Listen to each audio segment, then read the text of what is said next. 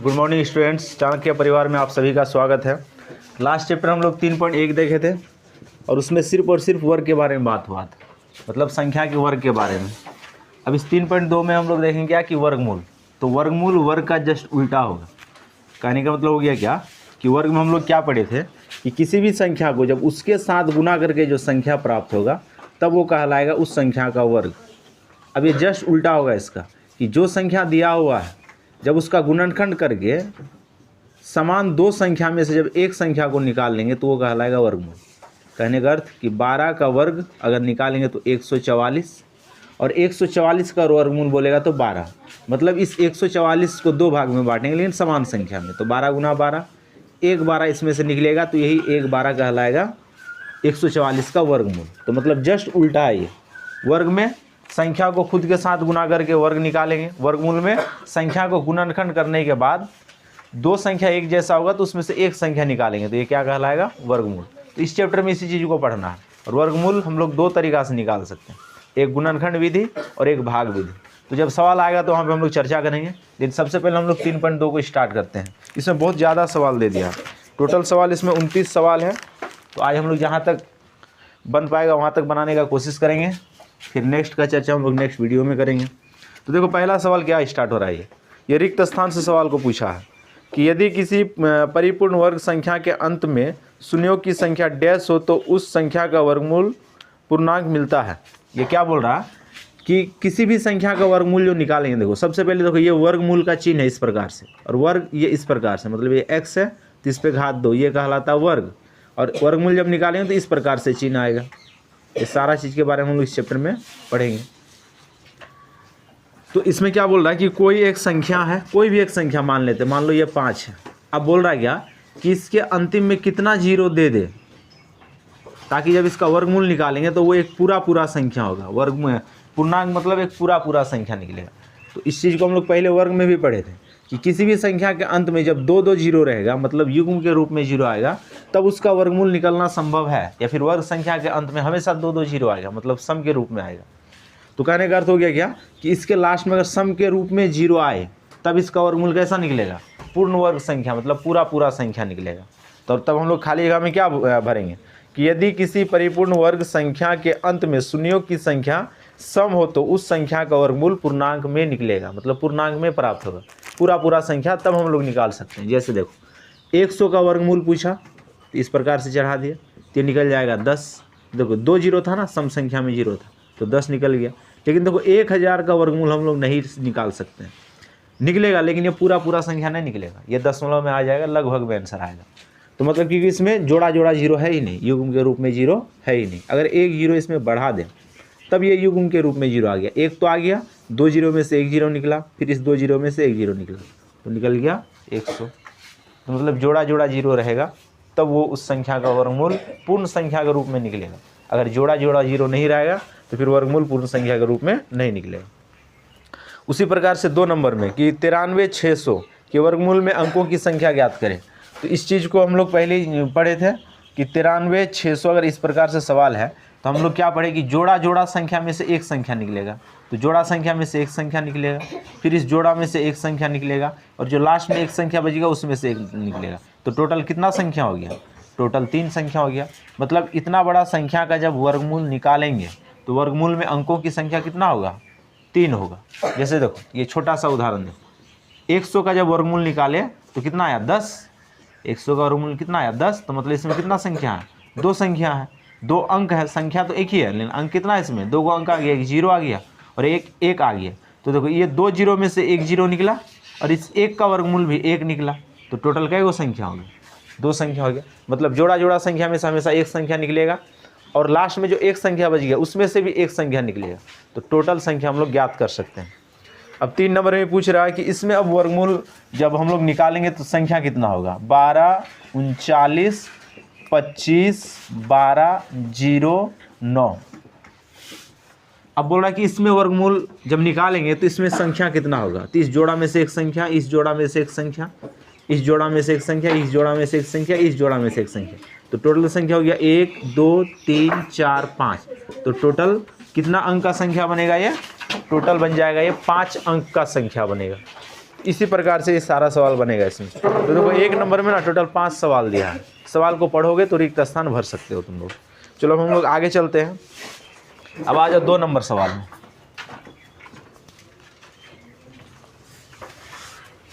देखो 2 नंबर क्या बोल रहा है ये कि 900 का वर्गमूल निम्नलिखित में से कौन है। तो 900 का वर्गमूल बोल रहा है। तो 900 का वर्गमूल, ये ऑब्जेक्टिव सवाल है।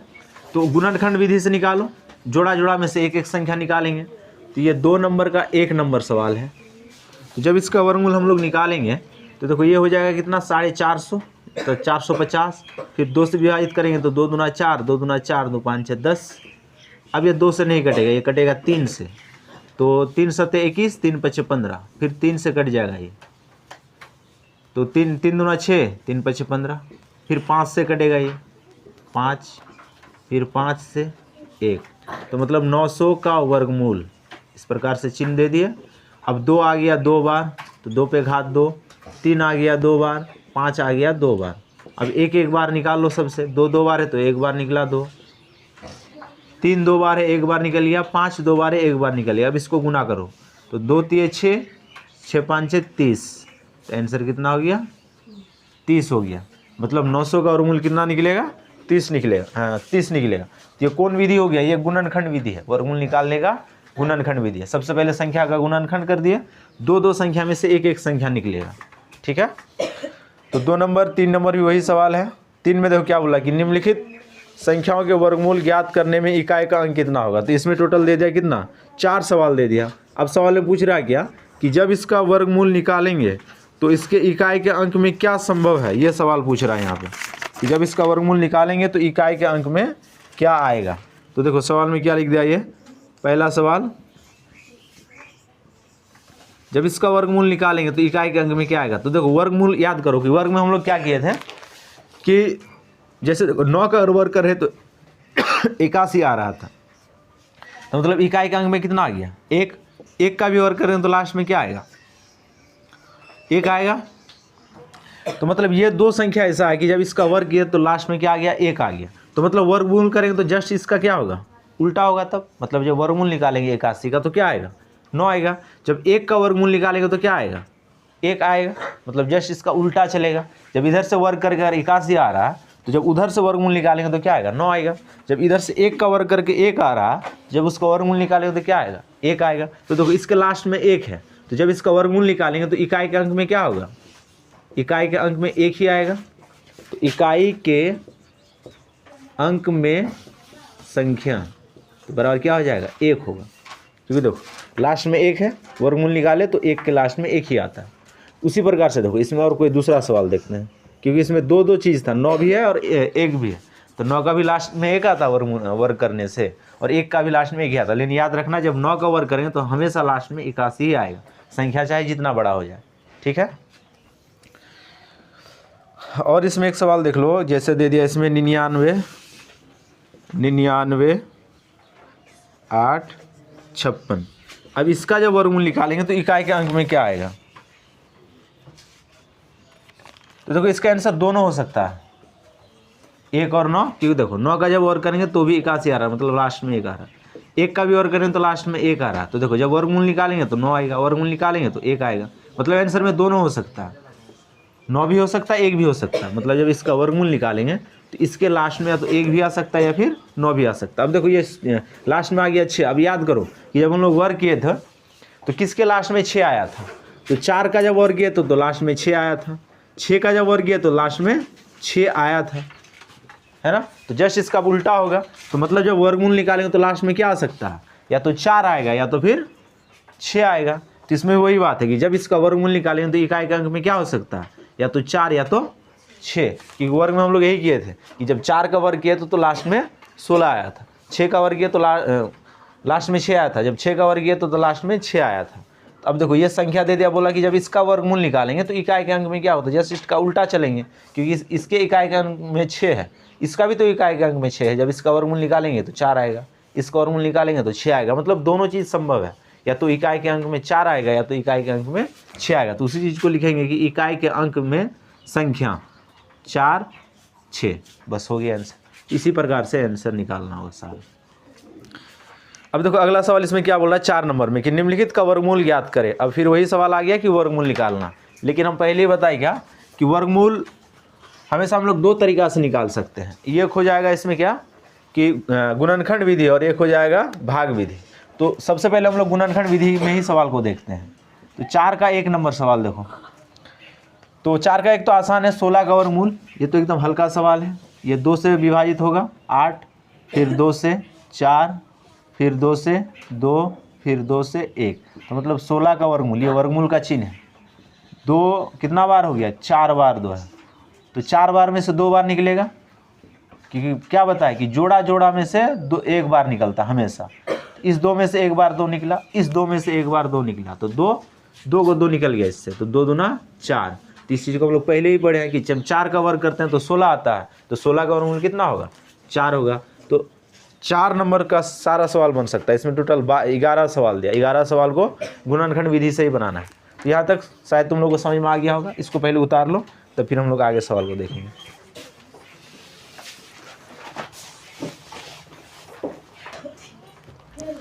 अब देखो 5 नंबर से जो सवाल लिख रहा है, फिर वही बात है कि इसका वर्गमूल याद करें। तो बस एक ही बात याद रखना, वर्गमूल में हमेशा एक जैसा संख्या 2 बार आएगा, 1 बार निकाल लेना, वही वर्गमूल। तो देखो 49 गुना 49 कर दिया, ये 2 बार 49 है, तो 1 बार निकाल लो, हो गया यही आंसर। ये आसान सब सवाल है। इसी प्रकार से देखो 6 नंबर में भी, तो 5 नंबर में 4 सवाल है, चारों सवाल को बना सकते हो आराम से। इस पे घात 2 दिया, इस पे घात 2 मतलब क्या, 504 2 बार लिखा हुआ है, मतलब घात जितना बार है वो उतना बार गुना में है। तो 504 पे घात 2 है, तो मतलब कि 504 2 बार है, और निकालना क्या है इसका वर्गमूल, तो मतलब 2 बार में से 1 बार निकल जाएगा, तो 504 को 1 बार निकाल दो, यही आंसर। तो ये 5 नंबर और 6 नंबर एक ही जैसा सवाल था, बहुत इजी सब सवाल है। अब चलते हैं हम लोग आगे सवाल में को देखते हैं। साथ में बोल रहा है क्या कि निम्नलिखित पूर्ण वर्ग संख्याओं के वर्गमूल में अंकों की संख्या ज्ञात करें। अब आ गया यहाँ पे क्या कि ये पहले से वर्ग में है, अब हम लोग को सिर्फ ये बताना कि इसमें अंक कितना आएगा। कहने का मतलब कि जब इसका हम लोग वर्गमूल निकालेंगे तब इसमें अंकों की संख्या कितना होगा, इस चीज़ को ज्ञात करना है। तो ध्यान देना यहाँ पे टोटल कितना संख्या है, 1 2 3 4 5 6 7 गो संख्या। तो जोड़ा जोड़ा में से एक संख्या निकलेगा, तो इस जोड़ा में से एक निकला, इस जोड़ा में से एक निकला, इस जोड़ा में से एक निकला, और यहाँ पे एक ही संख्या बचा, इसमें से भी एक संख्या निकल जाएगा। तो टोटल कितना संख्या हो गया, 1 2 3 4। कहने का मतलब कि जब इसका वर्गमूल निकालेंगे तो उसमें जो संख्या बनेगा वो टोटल संख्या बनेगा कितना, ये टोटल संख्या बन जाएगा 1 2 3 4 संख्या बनेगा। तो अतः वर्गमूल में अंकों की संख्या, वर्गमूल में अंकों की संख्या, ये 7 नंबर सवाल है, 6 नंबर हम लोग यहाँ पे डिस्कस कर लिए। अतः वर्गमूल में अंकों की संख्या, अंकों की संख्या, तो टोटल संख्या कितना आ जाएगा, इसमें से एक निकलेगा, इसमें से एक, इसमें से एक, इसमें से एक, तो 1 2 3 4। कि जब इसका वर्गमूल हम लोग निकालेंगे तो इसमें जो संख्या बनेगा वो 4 अंक का संख्या बन जाएगा। तो इसी प्रकार से सारा सवाल बना सकते हो। अब आ जाओ 8 में, तो गुणनखंड द्वारा निम्नलिखित का वर्गमूल ज्ञात करें। अभी तक हम लोग जो वर्गमूल निकाले तो गुणनखंड विधि से ही निकाले, और यहाँ पर 8 नंबर में वही चीज़ बोल रहा है कि गुणनखंड विधि से वर्गमूल निकालें। तो ये भी आसान सवाल है। अभी तक भाग विधि बोला नहीं सवाल में, तो जहाँ पे भाग विधि बोलेगा वहाँ पे हम लोग भाग विधि से निकालेंगे। तो गुणनखंड कर दो, इसमें जोड़ा जोड़ा में से एक बार निकाल दो, वही आंसर होगा हम लोग का। ये 9 जाएगा यहाँ पे, ये 3, फिर 3 आ जाएगा, फिर 3 1, तो 36 का वर्गमूल 2 आ गया 2 बार, तो 2 पे घात 2, 3 आ गया 2 बार, तो 3 पे घात 2, इस 2 बार में से 1 बार निकला, यहाँ पे 2 बार में से 1 बार निकला, तो हो गया 6। तो ये आसान सब सवाल दिया एकदम। तो 8 नंबर में देखो टोटल यहाँ पे दे दिया 10 सवाल, 10 सवाल को ऐसे ही बनाना। 9 नंबर में यही बात है, जो सवाल 8 में पूछा सेम सवाल 9 में भी पूछ दे, लेकिन अंतर क्या दे दिया कि यहाँ पे बड़ा बड़ा सवाल दे दिया। लेकिन अगर गुणनखंड तुम्हारा सही रहेगा तो सारा सवाल ईजी है। तो 9 में बोल रहा है क्या कि गुणनखंड द्वारा निम्नलिखित का वर्गमूल ज्ञात करें, सेम वही सवाल है। 10 नंबर में वही बात बोल रहा है कि गुणनखंड विधि से निकालना, लेकिन क्या कि सवाल को बड़ा बड़ा दे दिया। गुणनखंड अगर सही बन जाएगा तो फिर सवाल आसान हो जाएगा। पहले यहाँ तक उतारो, हम लोग 10 नंबर का कोई एक सवाल देखेंगे, बड़ा सब सवाल जो है ना उसका गुणनखंड हम लोग देखते हैं। पहले इसको उतारो जल्दी से। देखो ये 10 का ना 5 नंबर सवाल है, ये 10 नंबर का सवाल। हम पहले क्या बता दिए कि यहाँ जो 7 नंबर से लेकर 10 नंबर सवाल दिया ना, एक ही सारा सवाल है, मतलब सारा को गुणनखंड करके वर्गमूल निकालना। तो ये सवाल थोड़ा बड़ा क्या कि अगर तुम्हारा गुणनखंड सही रहेगा तो दिक्कत कहीं ना होगा। तो देखो इसको हम लोग किससे घटाएंगे, अब किससे इसको भाग दे सकते हैं? विभाज्य का नियम याद करो, उसी से ये सवाल बनेगा। 3 से लेकिन ये कटेगा नहीं, ये कट जाएगा 11 से। 11 का विभाज्य का नियम 11 से कट जाएगा। अब विभाज्य का नियम जैसे लिखाए थे, कॉपी खोल के देखना, वहाँ पे मिल जाएगा तुम लोग को। तो 11 बचे 55, बच गया 4, 11 3 33, बच गया 9, 11 9 99। अब फिर ये कटेगा 11 से, 11 चौके 44, 11 9 99, फिर 7 से 7 7 49। तो कहने का मतलब हो गया क्या कि विभाज्य का नियम अगर सही से याद है तो एक भी सवाल के गुणनखंड में नहीं फंसोगे। सवाल को गुणनखंड से ही बनाना है। तो 2 से नहीं कटेगा तो 3, 3 से नहीं तो 5, 5 से नहीं तो 7। भाज्य संख्या तो उससे कटाएंगे ही नहीं। बात समझ में आ रहा है ना? हमेशा अभाज्य संख्या से कटाएंगे। तो 59 29 के वर्गमूल में 11 आ गया, गुणनखंड में 11 आ गया 2 बार, 7 आ गया 2 बार। तो 2 बार 11 में से 1 बार निकला, 2 बार 7 में से 1 बार निकला। तो 11 7 77, यही हो गया आंसर। अब कोई बोलेगा कि पहले 7 से भी कटा सकते थे। हाँ, पहले 7 से भी कट जाएगा, क्योंकि जो नियम है क्या कि छोटा में से बड़ा की तरफ चलो। तो उल्टा कर दे तो भी कुछ फर्क नहीं पड़ेगा। पहले इसको 7 से भी कटाओ तो कोई दिक्कत नहीं है, आंसर यहीं तक पहुँचेगा। तो देखो यहाँ 7 से लेके जो 10 नंबर तक सवाल दिया, सारा सवाल को इसी के ऊपर बेस्ड किया है कि गुणनखंड विधि से वर्गमूल को निकालें। तो यहाँ तक सारा बन जाएगा। अब आ जाओ 11 नंबर सवाल। अब 11 नंबर सवाल में देखो क्या बोल रहा है ये कि निम्नलिखित का वर्गमूल ज्ञात करें। फिर से वही बात है कि इसका वर्गमूल निकालना, लेकिन यहाँ पे गुणनखंड करके दे दिया सवाल को। ये मतलब सवाल को आसान बना के दे दिया ये। अब सिर्फ इसका वर्गमूल निकाल देना है। तो वर्गमूल का चिन्ह दे दिया। 2 2 बार है तो 1 बार निकल जाएगा, 3 2 बार है 1 बार निकला, 5 2 बार है 1 बार निकला, और 7 2 बार 1 बार निकला। सबको गुना कर दो, यही आंसर है। मतलब ये गुणनखंड करके दे ही दिया सवाल। 2 2 बार में से 1 बार निकाल लो, ये आंसर है। तो 11 नंबर तक सवाल समझ में आ गया होगा। यहाँ तक सवाल उतारो, फिर आगे हम लोग सवाल को देखते हैं।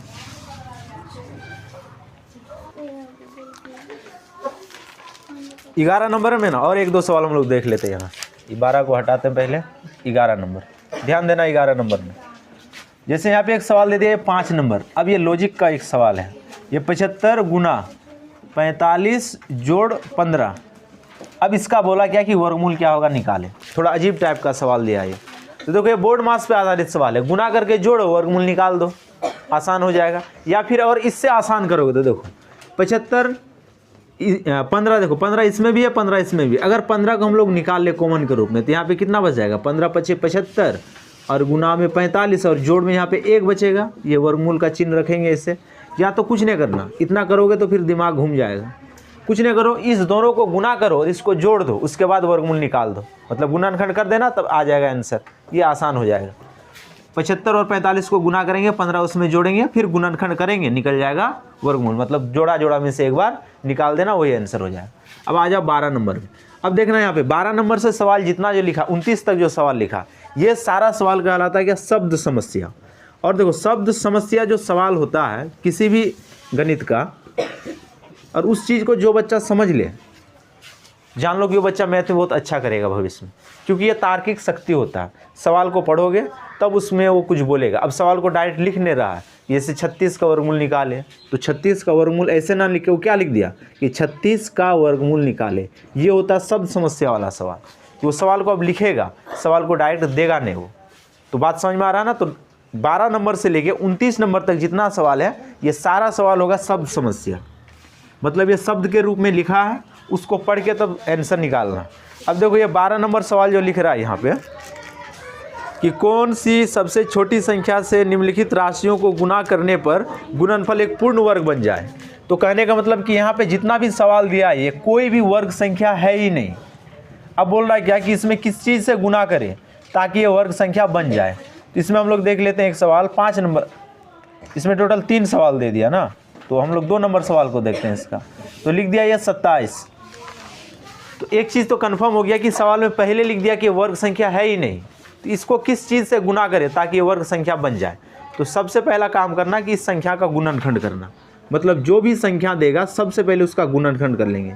ये 3 से कटेगा 9 बार में, फिर 3 से 3 बार में, फिर 3 से 1 बार में। तो 27 के गुणनखंड में 3 आ गया 3 बार। लेकिन हमको या तो 3 चाहिए था 2 बार, या तो फिर 4 बार जोड़ा जोड़ा में चाहिए था। तो हम लोगों को और एक 3 से गुना करना पड़ेगा इसको।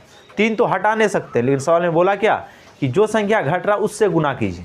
तो ये तो जोड़ा मिल रहा ठीक है, लेकिन इस 3 का फिर जोड़ा नहीं मिल रहा। तो मतलब इस संख्या में एक 3 और आ जाता तो ये क्या बन जाता, वर्ग संख्या बन जाता। तो अब लिखेंगे क्या कि 27 को 3 से गुना करना होगा, मतलब जिस चीज़ का कमी है उसी से गुना करेंगे। तो 3 का कमी है तो 3 से गुना कर दिए, 27 को 3 से गुना करना होगा, अब सवाल में बोल दिया क्या कि गुना करने के बाद उसका वर्गमूल भी निकालें, मतलब कि 27 को 3 से गुना कर दिया तब इसका वर्गमूल निकालिए। तो 27 से गुना कर दिया इसका वर्गमूल, तो अब इसमें 3 कितना बार आ गया, 4 बार आ गया, क्योंकि 3 बार तो 27 तक में है ही, एक 3 से गुना किए तो इधर भी 3 से गुना करेंगे। अब जोड़ा जोड़ा में से एक बार निकाल लो, तो 2 3 निकल गया, तो 3 3 9, ये हो गया आंसर। तो 12 नंबर में टोटल 3 सवाल दिया, तीनों सवाल को हम लोग इसी प्रकार से बनाएंगे। चलो यहाँ तक उतारो, तब फिर हम लोग आगे सवाल देखते हैं। 12 और 13 नंबर सवाल सेम था, कोई अंतर नहीं था सवाल, इसलिए हम 13 नंबर सवाल को नहीं बताएं। अब आ जाओ 14 नंबर सवाल। 14 नंबर का पहला सवाल, अब इसमें सवाल को उल्टा बोल दिया। बोला क्या कि यहाँ पे जितना भी संख्या दिया वो वर्ग संख्या है ही नहीं, तो है ही नहीं तो कोई दिक्कत ही नहीं है। लेकिन अब आगे सवाल में क्या लिख रहा है कि इसको किससे भाग दे दे ताकि वर्ग बन जाए, ताकि ये वर्ग संख्या बन जाए। लेकिन 12 और 13 में क्या बोला था कि वर्ग संख्या नहीं है, तो किससे गुना करे कि वर्ग संख्या बन जाए। वहाँ पे गुना करने के लिए बोला था और यहाँ पे भाग देने के लिए बोला था। अब दोनों सवाल में देखना, अगर गुना करने बोलेगा तो क्या करेंगे कि जो संख्या घटेगा उसी संख्या से हम लोग गुना कर दिए। जैसे देखे ना कि 27 का जब गुणनखंड किया तो 3 2 ही बार आया, 3 बार आया, लेकिन लाना था 4 बार, और एक 3 से गुना कर दिया तब वो वर्ग संख्या बना।